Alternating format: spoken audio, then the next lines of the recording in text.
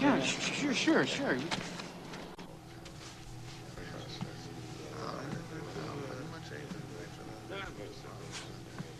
You gotta be kidding. They don't want no English rock star with eyeball glitter. This is a tough crowd. Look, I don't want to hear from you, all right? You got your 20,000. You're out of it. It's not your problem, Chuck. Now, look, I wanted Cowboy George. You said you'd deliver Cowboy George. Now, I gotta fill this place, you understand? What do you care? I rented the hall. Look, I got bigger problems, Chuck, okay? Now, get lost.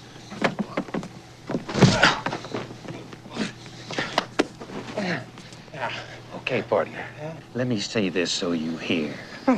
I want Cowboy George.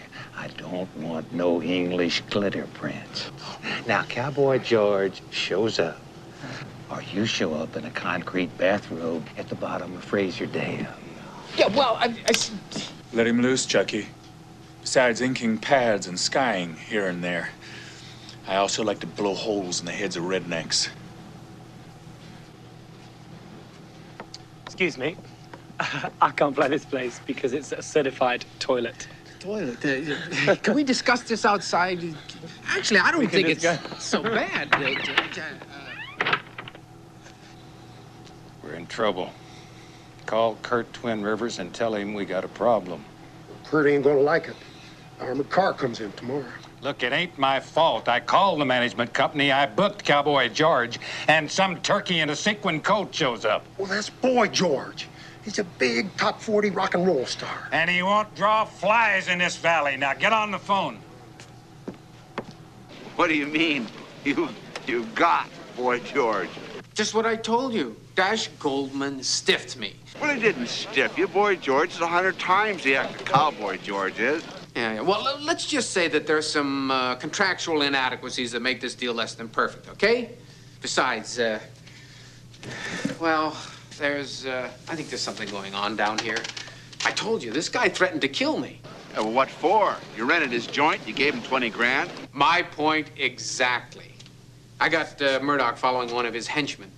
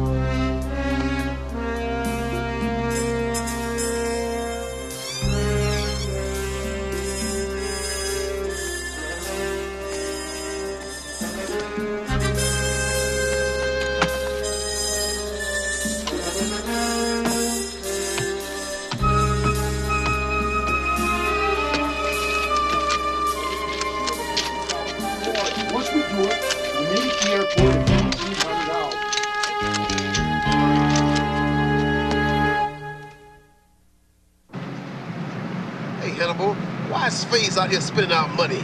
It ain't right. Ever since he took that show business accounting course, he's been in a fiscal twilight zone. That Dash Golden dude, I wouldn't let him hold my wallet if I had a gun trained on him. Yeah, he's pretty slippery. Fake's just trying to get something going between jobs. I mean, we all got our outside interests. You got your daycare center. Murdoch's got his psychoses. I got my acting. Yeah, but you ain't no actor. You don't find actors dressing up like lizards. It's a very narrow interpretation, B.A. Boris Karloff wouldn't like it. Now, imagine me with a wig and a hat. How do I look?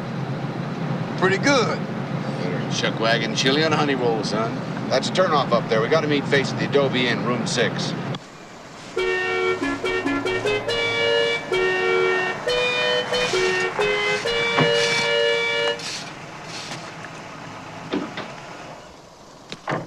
Oh, boy, am I glad you're here.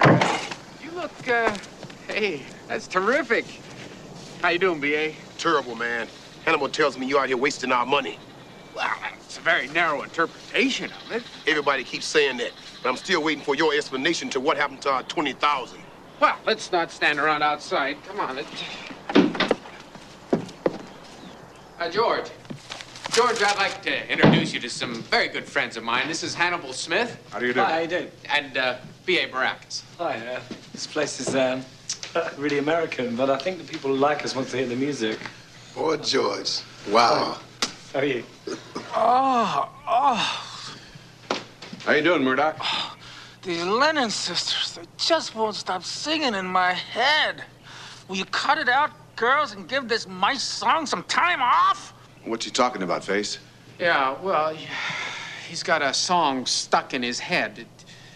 Murdoch, will you tell Hannibal about the building and the guys with the machine guns? I followed this cowboy to a building about 10 miles out of town, and they have M60s mounted on a Jeep.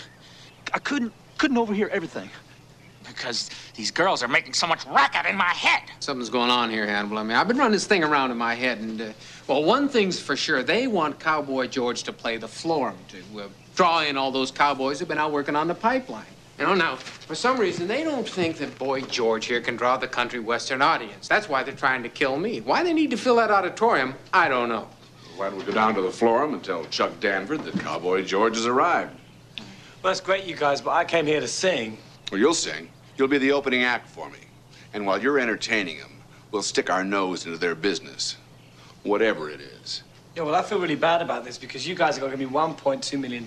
And I've seen that hall.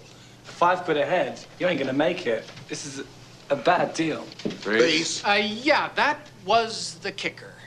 Yeah, but I've been so busy I haven't had a chance to explain our little contractual divot here. Face, $1.2 million is not a divot. It is a crater. All right, girls, be quiet. The big kids are trying to talk here now. See, he was so busy